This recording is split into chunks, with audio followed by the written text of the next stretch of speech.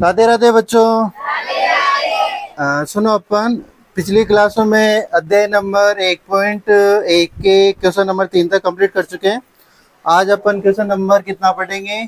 4, 1.1 का। सुनो इधर, देखो क्या कह रहा है। इसके जो ये सवाल है ना, इसमें सेम सवाल संख्याएं चेंज हो के आपके वहाँ एग्जाम में आ सकता है, ठीक है ना।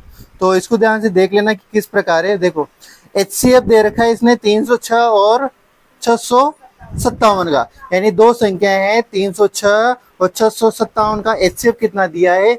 9 दिया है। और ये पूछ रहा है एलसीएम ज्ञात करो 306 और 657, यानी सेम संख्याओं का क्या पूछा है इसने? एलसीएम पूछा है और HCF आपको दिया हुआ है, ठीक है। इसने कहीं पे भी इस बात को नहीं लिखा कि एलसीएम ज्ञात करो तो अभाज्य गुणनफल विधि यूज करो, ऐसा कुछ नहीं लिखा। तो इधर सुनो, इसको कैसे करेंगे। अपन ने एक सूत्र लिखवाया था मैंने, दोनों संख्याओं का गुणनफल बराबर होता है किसके? दोनों संख्याओं के HCF व LCM के गुणनफल के बराबर। तो इसको कैसे करेंगे? देखो HCF आपको दिया है 306 और 657, कितना दिया है? 9। ये क्या है? दिया है। आपसे LCM पूछा है किसका? 306 व 657 का, ये आपसे पूछा है, ठीक है। आपको एक सूत्र याद है, दोनों संख्याओं का गुणनफल, अरे वानी, दोनों संख्याओं का गुणनफल बराबर होता है दोनों संख्याओं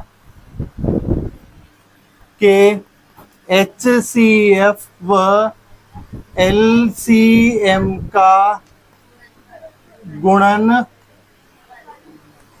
यही होता है सूत्र, इसको ध्यान रखना। अब इधर सुनो, दोनों संख्याओं के लिए मैंने इनको माना था कि दोनों संख्या, देखो अगर ये तो हिंदी में लिखे तो ठीक, और एक इस प्रकार भी लिखा था मैंने इसको, अगर दोनों संख्या A व B है। अब ये A का मान कौन सा हो जाएगा? 306। B का मान कितना हो जाएगा? 657। और दोनों संख्याओं के HCF, यानी HCF किसका? A व B का, इनटू किसका? LCM किसका? LCM किसका? A व B का। अब आपको कौन कौन से मान दिए हैं वो मान पढ़ दो। A का मान 306 इनटू B का मान 657। HCF of AB, HCF of AB का मान कितना दिया हुआ है? तो 9 यहाँ पर देंगे। LCM ऑफ AB, अब LCM ऑफ AB ये मान आपसे पूछा है, तो इसके स्थान पे बस जैसा का जैसा LCM, A के स्थान पे कितना भरूं मैं? 306, और B का मान कितना भरूं? 657। यहाँ तक किसी की दिक्कत है क्या? देखो अब तक अपन ने कुछ किया नहीं, बस जो सवाल में दे रखा था वो चीजें लिखी है। अब अपनी जो प्रोसेस है उसको कर लेते हैं। देखो एलसीएम इधर रह जाएगा, देखो इधर सुनो, 306 इसके मल्टीप्लाई में है 657। इधर सुनो, अगर इधर कोई इस साइड में अगर कोई गुणा वाली संख्या है तो इधर आएगी तो किस में हो जाएगी? डिवाइड में। तो ये 9 इधर किस में है? गुणा में। इधर आएगा किस में हो जाएगा? ये भाग में हो जाएगा। इधर क्या बचा? LCM 306 और 657। अगर आप इसको सोल्व कर लेते हो तो आपके इसका मान आ जाएगा। ये अपन से पूछा है। इधर सुनो, इसको सोल्व करोगे तो 9 का भाग, देखो ये 9 से कट रहा है क्या? अगर कट रहा है तो काट दो। 9 से कट रहा होगा ये, मुझे जहाँ तक याद है। कितनी बार कट रहा है? ये कट रहा है 306 कितनी बार? 3 और 4 बार, 34 बार। तो फिर 34 को किससे मल्टीप्लाई कर दोगे आप?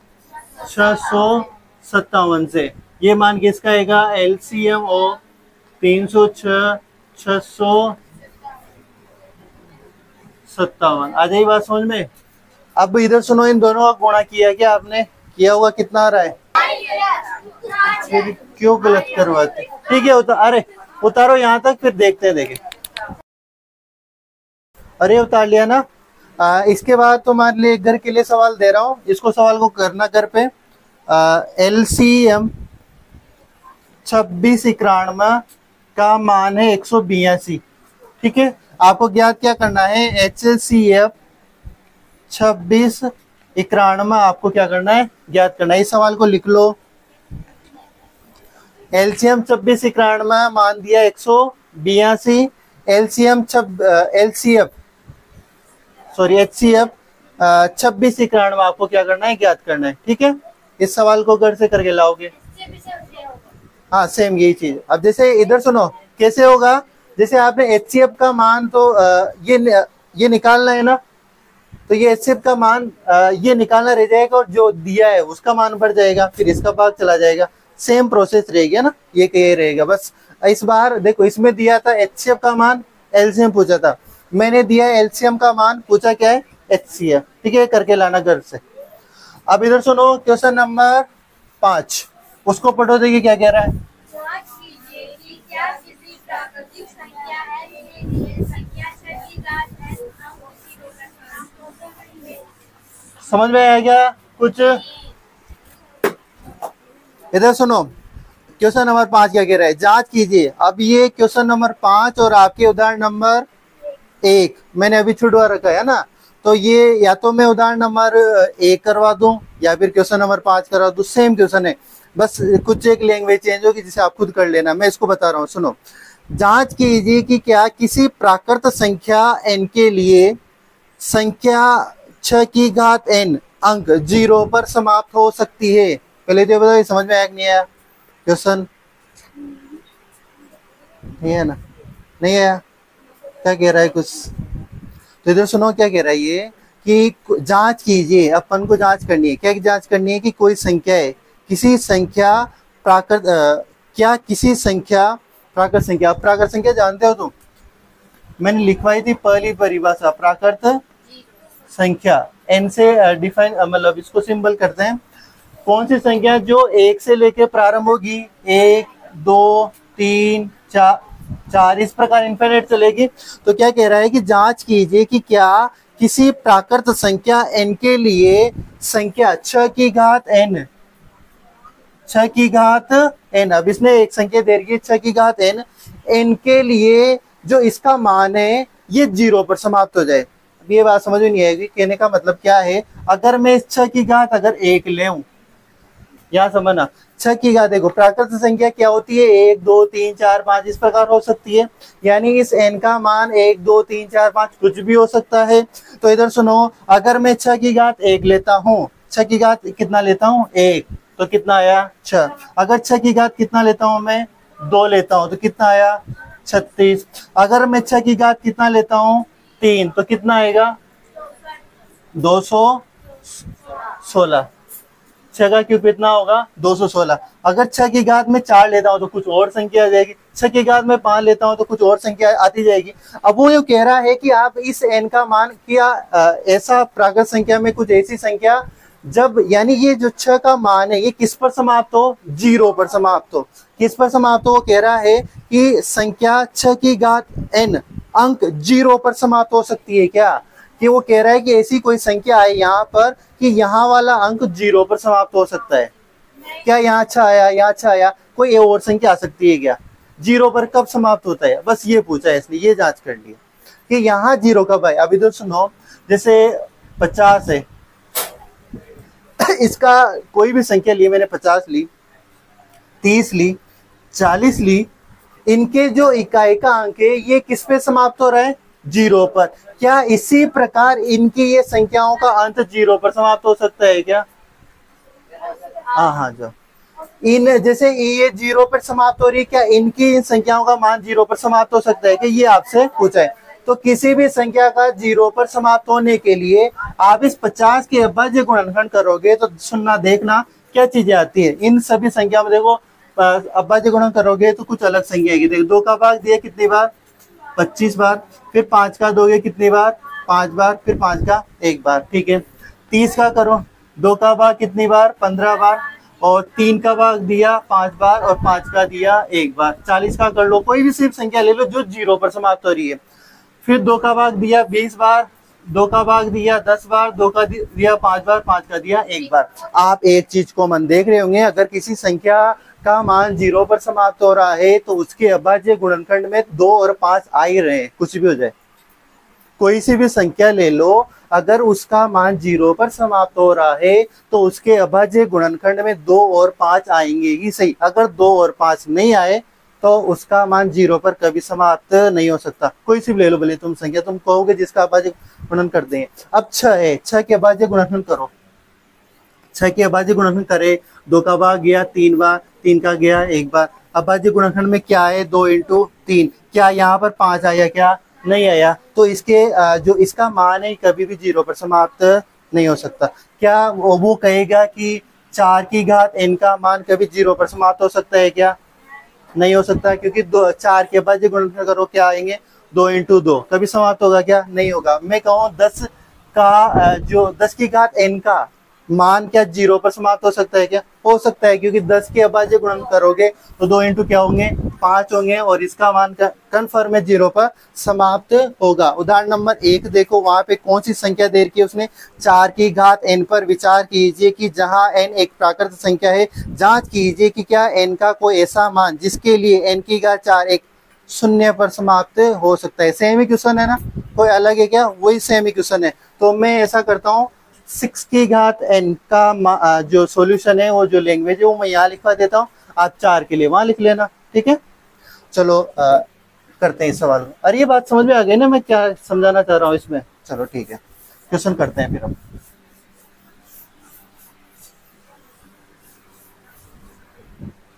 सुनो इधर, क्वेश्चन नंबर कौन सा था, 5 ये था। अपन क्या लिखेंगे, 6 की घात n। ठीक है, चलो पहले यूं लिखो, n एक प्राकृत संख्या है। 6 की घात n 2 इंटू 3। अरे मैं 6 की घात n को इस प्रकार लिख सकता हूँ ना, 6 के अभाज्य गुणनखंड किए मैंने 2 इंटू 3, 6 की घात n लग रहा है, मतलब उसको भी इस प्रकार लिख सकता हूँ। यहाँ तक आ जाएगी ना बात समझ में? अब ये 2 लाइनें उतारो, क्वेश्चन नंबर 5 डालो, ये 2 लाइनें उतारो, फिर मैं नीचे एक थ्योरी लिखवाऊंगा उसको लिखना। ये दो लाइनें उतारी गया, उतार लिए। यहां से नीचे थर्ड लाइन से लिखना, मैं बोल रहा हूं जिसको लिखना, किसी भी संख्या की घात, किसी भी संख्या की घात n का मान, किसी भी संख्या की घात n का मान, n का मान 0 पर समाप्त होने के लिए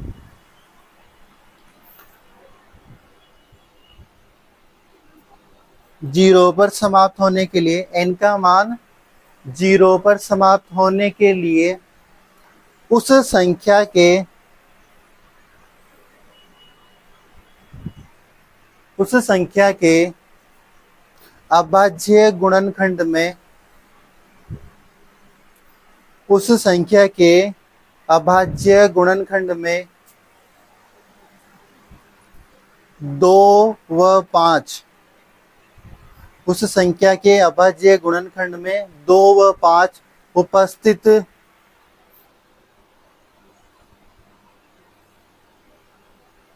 उपस्थित होना चाहिए। उस संख्या के अभाज्य गुणनखंड में 2 व 5 उपस्थित होना चाहिए। ठीक है, ये बात समझ में आ गई। और अगर आप उदाहरण नंबर 1 करोगे तो वहां पे भी ये सेम की सेम लाइन रहेगी, बस 6 के स्थान पे कितना कर दोगे आप, 4, और इधर क्या रहेगा, 2 इंटू 2 की पावर n। अगर आप उदाहरण नंबर 1 करोगे तो सेम बात यही रहेगी। ठीक है, वहां पे ये लैंग्वेज लिखोगे, यहाँ तक कोई चेंज नहीं होगा। अब लैंग्वेज कहाँ चेंज होगा वो अब मैं लिखवा रहा हूँ, अगली लाइन से लिखना नीचे, अतः यहाँ पर 6 के अभाज्य गुणनखंड में, 6 के अभाज्य गुणनखंड में 6 के अभाज्य गुणनखंड में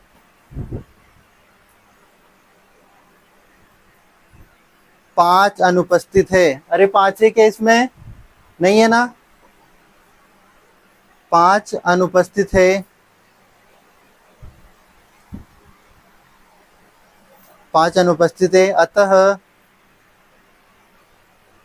इसका मान जीरो पर समाप्त, अतः इसका मान जीरो पर समाप्त नहीं हो सकता।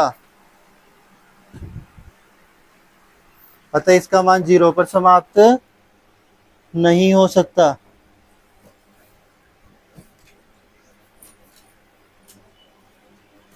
अजय बात समझ में आता? किसी की दिक्कत है क्या? अब आप अगर उदाहरण नंबर 1 करोगे तो अगर आपने जगह छोड़ रखी है तो वहां पे कर लेना, ये इतनी बात लिखनी होगी, ठीक है। और अगर जगह नहीं छोड़ रखी तो भी कोई बात नहीं, इसी के जस्ट नीचे आप उदाहरण नंबर 1 डाल के यहाँ कर लेना। आपको चेंज क्या करना रहेगा इसमें? एक तो जहाँ इसमें 4 अच्छा आ रहा है वहां उसके लिए क्या कर दोगे? 4 कर दोगे, ठीक है। बस इतना सा चेंज करना है। जैसे ये मैंने यहाँ 6 था, यहाँ 4 किया तो फिर 4 के अनुसार 2 इंटू 2।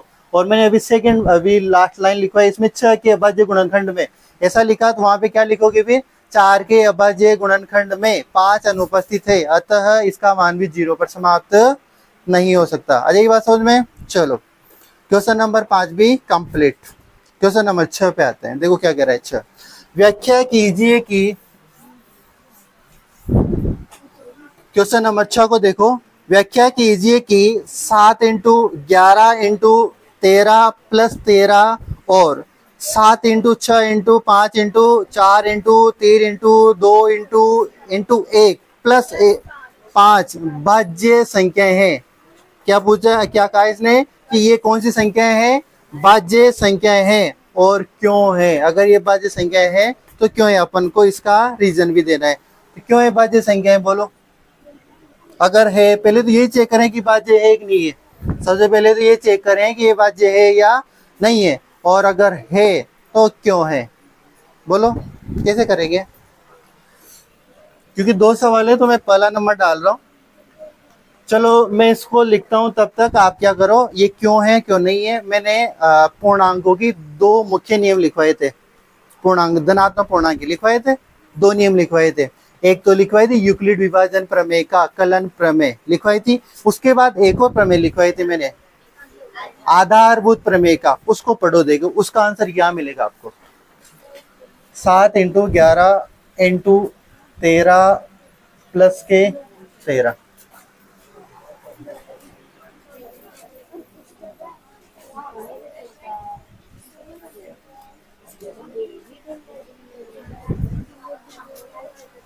अरे पढ़ लिया क्या? पढ़ लिया? क्या कह रहा है वहां पे? प्रत्येक भाज्य संख्या को उसके अभाज्य संख्या मतलब अभाज्य गुणनखंड के रूप में लिखा जा सकता है। प्रत्येक भाज्य संख्या को अभाज्य गुणनखंड के रूप में लिखा जा सकता है, और प्रत्येक भाज्य संख्या के लिए ये अभाज्य गुणनखंड अद्वितीय होते हैं। क्या ऐसी लाइनें लिखी हुई है क्या वहां पे? यानी कोई भी भाज्य संख्या है, अगर अपन को उसको चेक करना है कि ये भाज्य संख्या है या नहीं है, तो अपन क्या करेंगे, उसके क्या कर देंगे, अभाज्य गुणनखंड कर देंगे। और ठीक है, और वो हर एक संख्या के लिए अद्वितीय होते हैं। अब इधर सुनो, अपन को क्या करना होगा, इसको एक अभाज्य गुणनखंड के टुकड़ों के रूप में व्यक्त करना होगा। देखो क्या है, 7 इंटू 11 इंटू 13 और प्लस के क्या है 13। अगर इस प्लस के 13 के स्थान पर ये प्लस के 13 नहीं होते तो ये एक अभाज्य गुणनखंड है, और अपन कह देते हैं कि ये किसी न किसी संख्या के अभाज्य गुणनखंड है, और ये एक संख्या क्या है, भाज्य संख्या। परंतु यहाँ पे क्या दे रखा है उसने, प्लस के 13। यानी ये प्लस के 13 अगर नहीं हो तो अपन सीधा सीधा कह सकते हैं कि ये एक भाज्य संख्या है। ये तो एक भाज्य संख्या है, परंतु प्लस 13 आते ही अपन अभी चेक नहीं सीधा सीधा बता नहीं सकते। तो क्या करें, इधर सुनो, आपने ऐसे सवाल किए होंगे जैसे 2x है, प्लस के यहाँ पे x है, यहाँ कॉमन क्या आ रहा है, x कॉमन आ रहा है, तो फिर बचा क्या, 2 प्लस का 1, यही बचेगा। तो यहाँ पर इधर सुनो, मेरे को ये बताओ, ये आगे वाली सभी संख्याएं किसमें, मल्टीप्लाई में। फिर प्लस में क्या है 13, यहाँ पे भी 13 और यहाँ पे भी 13 है, कॉमन क्या आ रहा है, चलो ठीक है, वेरी गुड, ये आप बता दिया आपने। तो देखो 13 कॉमन लिया, 7 बचेगा, 11 बचेगा, और इस 13 के स्थान पे क्या बच जाएगा, 1 बच जाएगा प्लस का, और इस 13 के स्थान पे क्या बच जाएगा, 1 बच जाएगा। ठीक है, चलो 13 इनको मल्टीप्लाई करो, 77 इंटू 1 करोगे तो आप वही संख्या रहेगी, मतलब 11 इंटू 7 इंटू 1 करोगे 77 और प्लस का 1। यहाँ तक किसी का दिक्कत है क्या? नहीं। चलो 13 और 77 प्लस का 1 कितना हो गया? 78। अब इधर सुनो सर, आप तो इनको अभाज्य गुणनखंड के रूप में व्यक्त करने जा रहे थे, क्या एक भाज्य संख्या लिया है? तो 13 तो ऑलरेडी ये क्या है? अभाज्य संख्या। क्या 78 को और अपन अभाज्य गुणनखंड के रूप में व्यक्त कर सकते हैं क्या? कर सकते हैं सर। तो करो, 2 का भाग दिया 78 में कितने बार? 2 तिया 6, 2 आठे 16। 2 का भाग दिया कितनी बार? 19 बार। 19 का भाग दिया 1 बार। तो हाँ, गलती हो गई, सॉरी।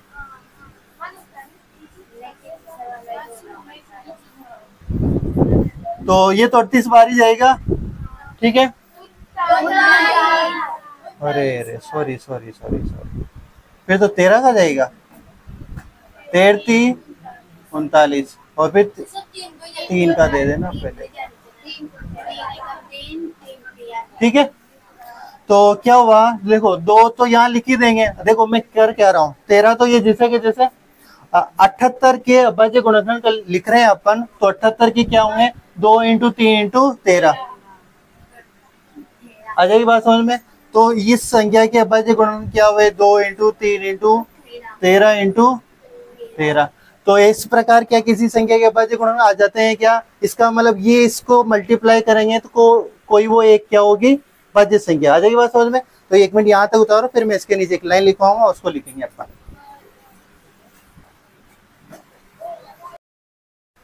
इसके नीचे लाइन लिखना, अंक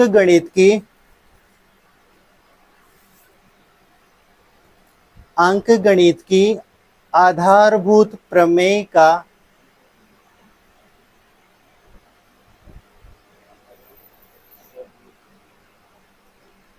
अंकगणित की आधारभूत प्रमेय का के अनुसार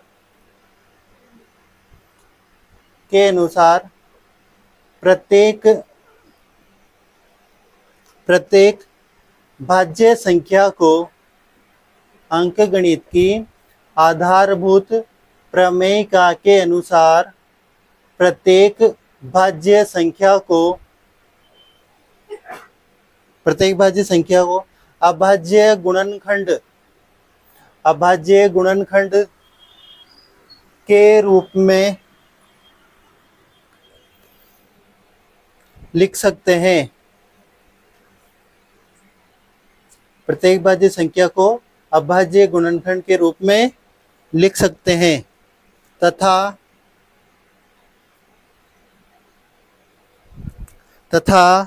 ये अभाज्य गुणनखंड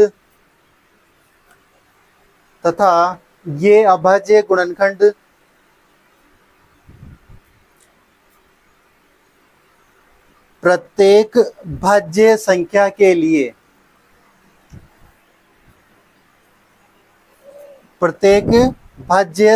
के लिए कैसे होता है? बोलो।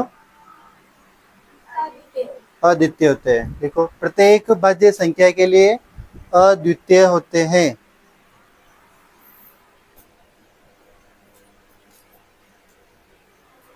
अरे यहाँ तक बात समझ में आ गई? तो ये एक संख्या थी, उसने पूछा कि ये भाज्य संख्या है क्या, तो अपन ने इसको किस में कन्वर्ट कर दिया?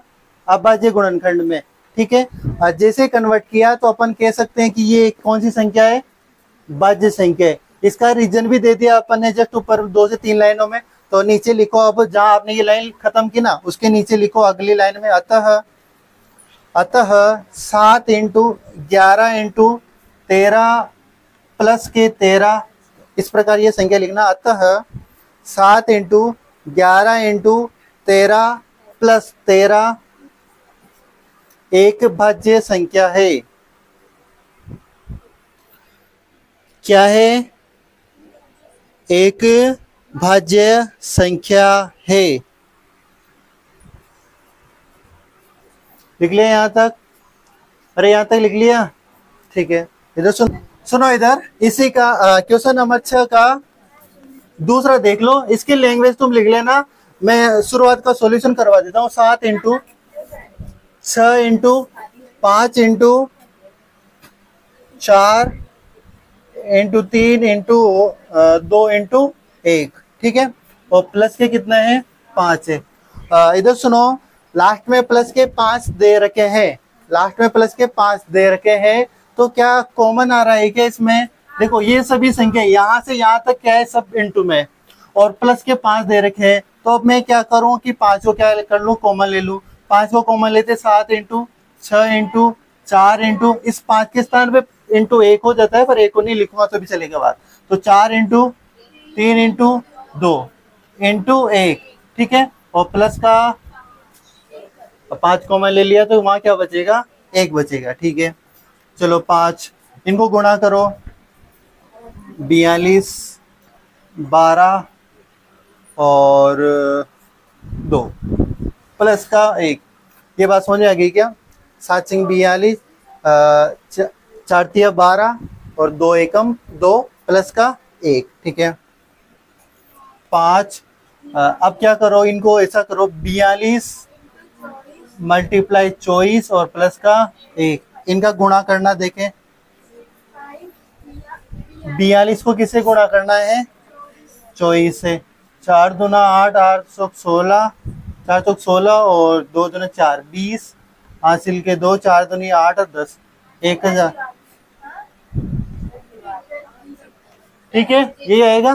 तो इसमें देखो 5, देखो 1000, 8 में 1 जोड़ोगे कितना आ जाएगा, 1009। अब मैं इसको क्या लिख सकता हूँ, 5 इंटू 1009। ये 1009 ऑलरेडी क्या है, एक अभाज्य संख्या है, तो मैंने इस पूरी संख्या को अभाज्य गुणनखंड के रूप में लिखा, नहीं लिखा, 5 इंटू 1009। तो फिर इसके नीचे जो लाइनें लिखो है ना, अंक गणित की आधारभूत प्रमेयिका के अनुसार प्रत्येक अभाज्य संख्या को अभाज्य संख्या अभाज्य गुणनखंड के रूप में लिख सकते हैं, वो सारी लाइनें इसके नीचे लिख दोगे। यहाँ तक उतारो, यहाँ तक उतार लिया होगा। इसके नीचे 2-3 लाइनें छोड़ देना जो आपको लिखनी है ना। अब इसके बाद क्वेश्चन नंबर 7 पढ़ो, अंतिम सवाल है इस एक्सरसाइज का। क्या कह रहा है देखो, किसी खेल के मैदान के चारों ओर एक वृत्ताकार पथ है, यानी कोई खेल का मैदान है, उसके चारों ओर कैसा पथ है, वृत्ताकार रास्ता है। इस मैदान का एक चक्कर लगाने में सोनिया को 18 मिनट लगते हैं। कोई लड़की है, इसको पूरा चक्कर कंप्लीट करने में कितने मिनट लगता है, 18 मिनट।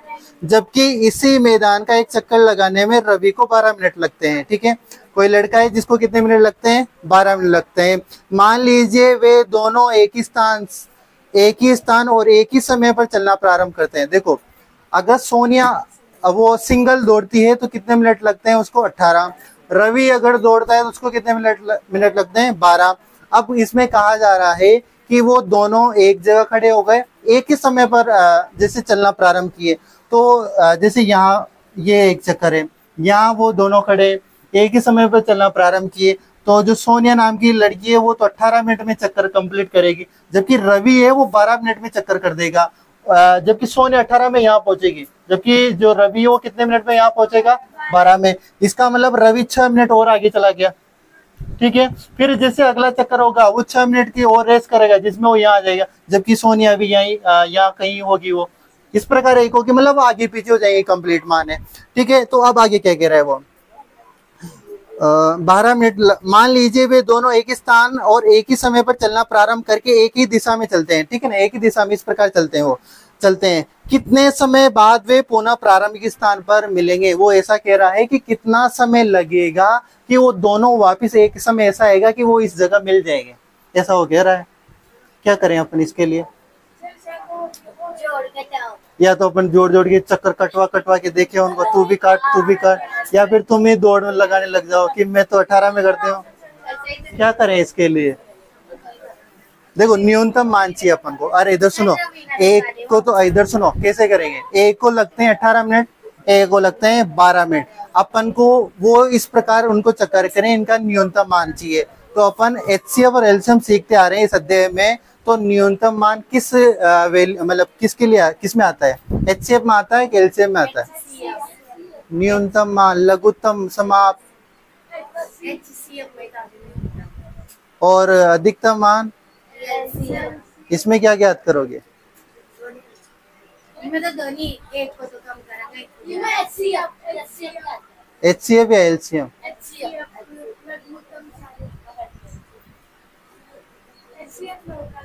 दोनों करेगा जब भी तो वो। सही में हाँ ऐसा करना, घर पे करके लाना इसको, देखे फिर मैं कल बताता हूँ, ठीक है? आज के लिए इतना है, वो तुम्हारे आगे काम है। मैं अरे इधर सुनो, दोनों तरीके देख करके देखना, जो आंसर आएंगे ना उसको मैच करना, देखिए कल कल मैं करवाऊंगा जब, ठीक है? आज के लिए इतना ही काफी है, कल मिलते हैं।